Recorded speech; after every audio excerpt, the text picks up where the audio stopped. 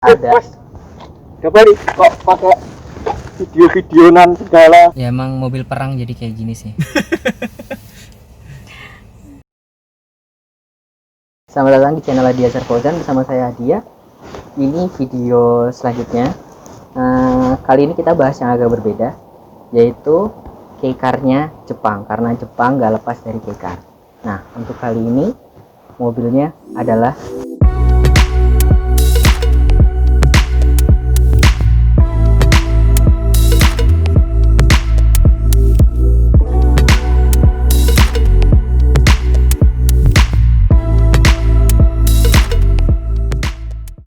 kali ini kita akan membahas Subaru Stella tahun 2006 dengan kode bodi RN1.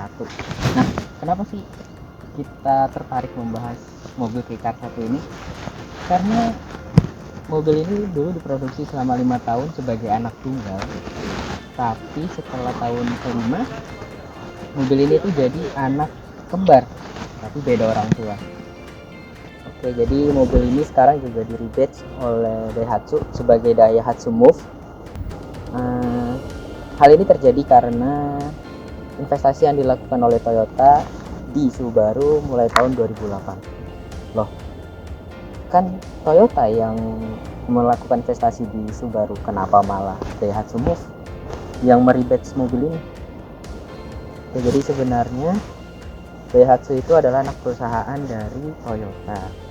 Mungkin sebenarnya udah banyak yang tahu juga sih teman-teman. Dan kalau teman-teman tahu sendiri, di Indonesia sebenarnya mobil produksi Toyota itu kebanyakan diproduksi di pabriknya Daihatsu.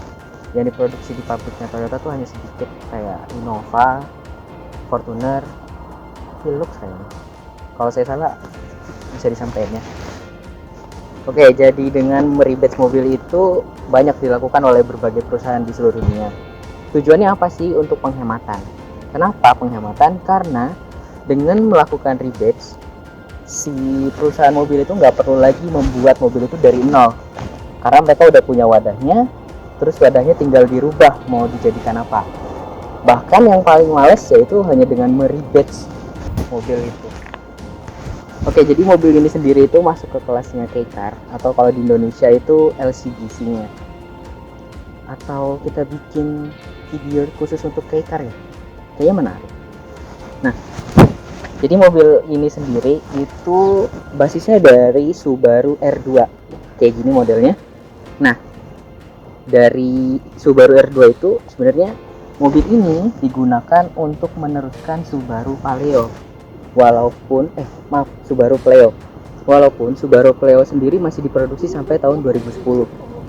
Oke, jadi dengan diluncurkannya mobil ini, Subaru secara resmi masuk kembali ke segmen pasar yang isinya tuh Suzuki Wagon R sama Daihatsu Move. Nah, harapannya Subaru itu bisa merebut kembali posisi sebelumnya yang dipegang oleh Subaru, yaitu dari R2-nya yang sempat menurun. Jadi, mobil ini itu memiliki lebar 1645 dan tinggi 1475 dengan wheelbase 2360 mm dan wheelbase dan ground clearance-nya 155 mm. Jadi cukup tinggi. Jadi untuk Subaru Stella ini dia memiliki 4 trim ya. Trimnya itu ada L, ada LX, ada Mas, coba nih kok pakai video-videonan segala. Ini Pak, saya lagi review mobil Pak. Ini mobil saya loh. Oh, ini mobil Pak Pringgo. Ini nggak tahu Pak, kalau misalkan tahu mobil Bapak mungkin saya langsung pamit ke Bapak buat review. Ya iya, harusnya ngomong langsung kalau mau di review itu kan. Mohon maaf ya Pak. Tugas seneng-seneng aja di review. Mau nyoba nih? Boleh main mobil Pak. Boleh. Terima kasih. Tapi jangan mau buka aja, jangan dibawa jalan ya. Iya Pak, saya kan nggak ada SIM di sini Pak. Ah iya. Tapi gimana kalau kita nyobanya bareng aja Pak? Oh boleh. Oh, boleh. Ya. Mari kita nyoba bareng-bareng. Kalau gitu abis ini kita cek bareng mobilnya. Oke. Aja. Jadi ini udah berapa lama Bapak pakai mobil ini Pak? Kurang lebih 2 tahun Mas. Jadi saya milih mobil ini karena lebih simple, compact gitu ya. Walaupun mobil ini termasuk low cost ya. Mhm. CC-nya rendah, kita bisa lihat di mesinnya. Mesinnya itu walaupun dengan CC sekitar 660 cc ya, sangat rendah. Ini termasuk salah satu mobil cc rendah yang teknologi mesinnya sudah 4 silinder. Karena kebanyakan cuma 3 silinder. Dengan 4 silinder ini lebih stabil pertumbuhan dan lebih kuat. Lebih hening juga suaranya. Iya, lebih baik. Nah, kemudian ini juga sudah teknologinya sudah DOHC ya, dual ya kayak twin cam lah, bukan single cam. Jadi penggerak pistonnya sudah ada 2 cam.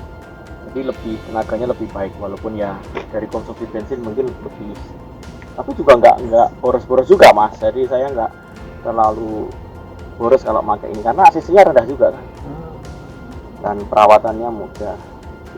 Jadi kalau untuk dalam kota gimana Pak? Cukup nyaman? Cukup nyaman. Ini juga sudah saya pakai untuk naik gunung juga ya. Saya sudah pernah pakai ini ke Sirakawago, sudah sampai ke Kyoto, sudah dari gitu ya, sudah banyak. Dan di jalur tol itu juga stabil gitu mas, nggak terlalu, walaupun ini mobil kecil ya, tapi nggak seringan-ringan seperti di mobil di Indonesia. Jadi ketika dengan kecepatan tinggi di highway gitu ya, itu juga lumayan stabil lah. Parah-parah banget gitu ya. Kalau masalah angin Pak? Ya tetap mobil ya, kecil ya. Tapi menurut saya pernah punya mobil Datsun di Indonesia itu ya cc-nya lebih ya, itu 1200 atau berapa, itu lebih hampir 2 kali lipatnya, tapi kok lebih powerful ini. Saya nggak tahu kenapa. Mungkin desainnya bagus kan. Subaru juga termasuk desain mobil yang lumayan bagus lah untuk teknologi engine-nya. Maaf kotor mas, nggak cepat bersihin. Nggak apa-apa Pak. Saya juga nggak pamit tadi kita mau review mobil ini. Ada yang ditanyakan lagi? Mungkin nanti kita pindah ke belakang Pak, di sini. Lihat bagasinya. Oke, sekarang kita ada di bagasinya, bagian belakang. Kita mau ngecek. Boleh dilihat Pak bagasinya? Boleh. Tapi ya ini kebetulan kami habis berbagi party mas di sini. Di sini masih ada bagasinya. Ya, walaupun mobil kecil tapi tetap ada bagasinya, walaupun sedikit ya. Tapi ini besar juga loh Pak bagasinya. Ya lumayan, buat angkut-angkut juga lumayan bisa. Nah ini masih ada. Ban serepnya juga ada di sini mas. Ban serepnya langsung di bawah sini ya? Di bawah sini. Oh iya betul. Di bawahnya. Space-nya ya lumayan lah, ini masih bisa. Ini rata lantai Pak? Bisa. Bisa. Jadi nanti saya bisa bawa kulkas di sini. Dimasukin sini kulkas? Mungkin bisa. Biasalah untuk teman-teman mahasiswa PPI yang mungkin minta tolong untuk beli apa-apa gitu ya, kita bantu bisa masuk ke sini. Jadi biarpun kecil tetap bermanfaat mobilnya. Sampai itu. Ini masih banyak penyimpanan juga ya Pak di kanan kirinya? Bisa nggak tahu. Untuk checking mas, shock breaker seperti ini. Ya. Shock breakernya kalau isinya mati atau belum. Ini kelihatannya shock breakernya ya sudah. Dia masih bagus, ini habis disakeng ya, habis perawatan 2 tahun. Sepertinya menarik juga Pak membahas sakeng itu Pak. Sakeng ya itu menarik. Kalau sakeng harus cukup panjang. Oh, berarti mungkin gimana kalau Biasanya kita bikin panjang. video satu lagi buat sakeng sendiri? Kayaknya menarik. Gimana Pak? Boleh. Oke, jadi sekarang kita coba cek bagian dalam mobil Subaru Stella ini. Yuk. Jadi dalamnya kayak gini. Kita ngobrol-ngobrol aja sama Pak Pringgo. Nah, ini Matic ya Pak? Matic mas. Nah, ini Matic. Responsif Pak Maticnya? Cukup lumayan responsif untuk ukuran mobil kecil ya, small car ya. Kalau setirnya Pak berat nggak Pak? Enggak, ringan, power steering ya. Sudah power steering ya Pak? Power steering, saya nggak ngecek intinya power steeringnya apakah electrical atau. Tapi kayaknya kalau tahun 2006 mungkin masih belum electrical sih Pak seperti. Iya, masih menggunakan. Ini sudah berapa kilometer ini Pak? 100.000. Sudah 100.000. Sudah Ya. sering saya pakai tiap hari kan ini. Oh. Saya sudah sampai ke Shirakawa-go berapa kali ya, 2 kali. Kyoto sudah 3 kali atau berapa kali ya. Kyoto udah 3 kali lo pakai mobil ini. Mantap banget. Ini steeringnya hanya kaku begini atau bisa dirubah posisinya, Pak? Oh. Fix ya, Pak, sepertinya? Enggak. Fix kelihatannya ini. Fix ya. Yang bisa diatur itu lampu ya, lampu itu bisa ketinggian, Oh. bisa diatur lampunya. Jadi ketinggian lampu bisa diatur. Duduknya yang bisa diatur juga. Cuman ya naik turun aja sih, kalau ini standar. Standarnya. AC panas dingin juga, karena semua mobil Jepang itu air conditioningnya nggak cuman untuk mendinginkan saja, tapi juga memanaskan juga. Karena kalau musim dingin kita butuh sekali pemanas. Bedanya sama di Indonesia ya, Pak. Kalau Ya. di Indonesia pemanas nggak bakal dipakai ya, Pak. Dan safety-nya ini sudah ada airbag, Mas. Sini airbag, sini airbag juga. 2 airbag. Jadi ada 2 ya, Pak. Depan semuanya ada semua ya. Sudah 2 airbag. Dan ini mobil ini khusus 4 penumpang saja sebenarnya. Nggak boleh 5 penumpang. Dan kalau di Jepang kan kalau misalkan 4 penumpang ya tetap 4 penumpang ya, Pak, nggak boleh. Iya, nggak boleh. Kalau lebih dari 4 penumpang ada kan pelanggaran ya, ditilang sama polisi, Pak polisi. Berarti ada SIM juga ya, Pak? Ada SIM juga. SIM-nya susah juga jadi dapatkannya. Jadi saya istilahnya kalau di sini tuh switch SIM. Jadi Switch SIM. switch, jadi merubah SIM saya yang dari Indonesia ke SIM Jepang dengan beberapa persyaratan. Persyaratannya yang cukup banyak itu. Ribet ya, Pak? Ya lumayan ribet, Mas. Lumayan ribet ya, Pak. Sangat ribet. Mau tahu cara bikin SIM? Switch SIM dari dari SIM di Indonesia terus jadi SIM di Jepang. Kalau mau apa kita bikin videonya juga? Komen di bawah. Oke, boleh. Terus ini magnetic. Ini ada beberapa ini ya, Pak, tempat cup holder ya, Pak ya? Cup holder ada ini 1.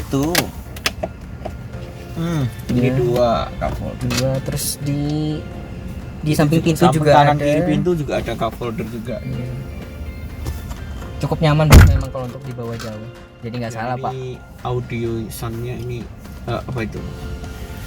Masih single din ya, Pak? Single din. Single din. Ya kalau mau ditambah ya bisa, cuman ya high cost juga kan. High cost juga. Apalagi ini di Jepang kan pasti beda banget sih. Sepenting fungsionalnya bisa lah, saya cukup lah.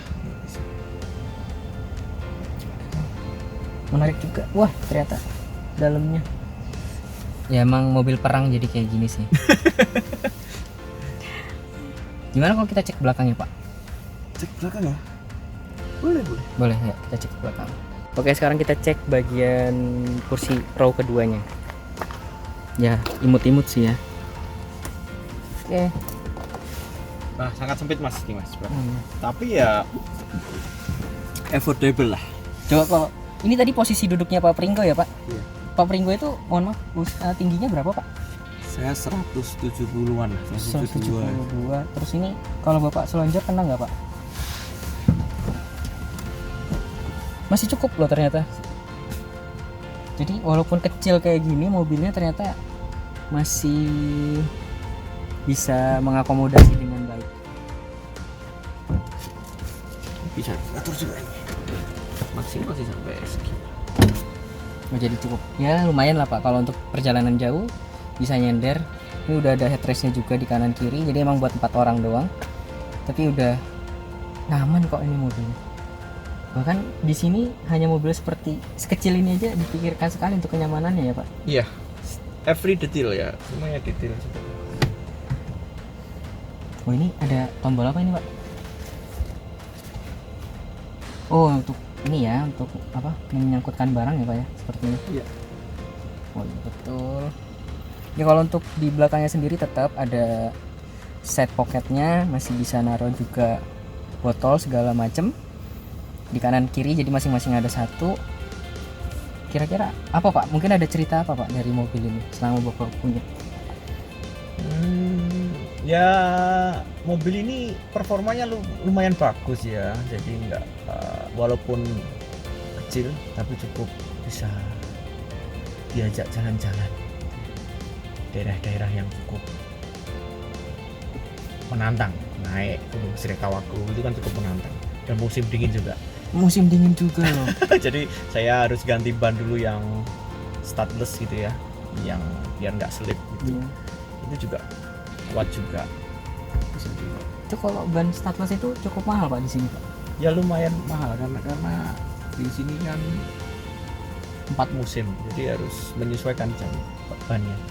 Kalau bannya kan studdless itu kan buat yang musim dingin biar nggak licin gitu. Berarti ganti tempat-tempatnya Pak? Iya. Jadi setiap musim saya ganti gitu ya. Musim dingin panas saja sih. Selesai musim dingin saya copot, ganti yang ban biasa reguler. Nanti kalau sudah mulai musim dingin lagi saya pasang lagi gitu. Tapi ada juga sih yang all season tire gitu, juga ada all season tire. Tapi lebih high cost pasti ya Pak? Iya jelas. Performanya kan beda juga. Kayak ketika musim panas kayak gini ya, kayak pakai studdless juga boros gitu kan. Gesekannya terlalu Oh iya, Pak Pringgo ini itu dosen di UNS, dosen teknik industri ya Pak? Teknik industri. Jadi emang saya nggak salah sih kalau nanya-nanya sama Pak Pringgo untuk masalah mobil ini. Ini jadi Pak Pringgo ini posisi sekarang student Pak? Iya, saya student sama juga dengan Mas Adia ini. Student juga. Tapi kalau Pak Pringgo dokter ya Pak? Doktoral. Kalau saya kan master di sini.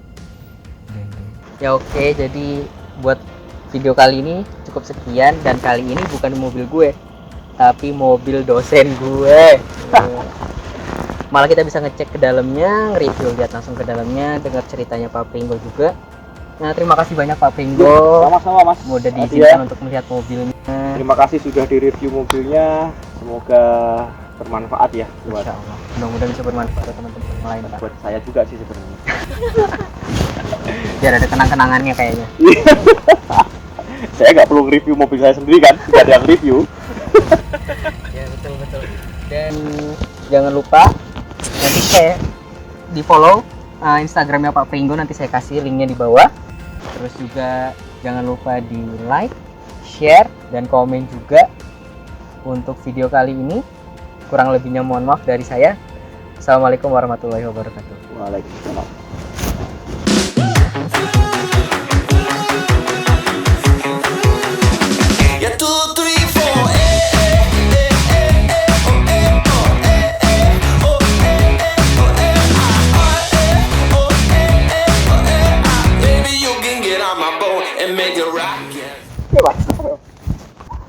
Ada baju hitam lagi.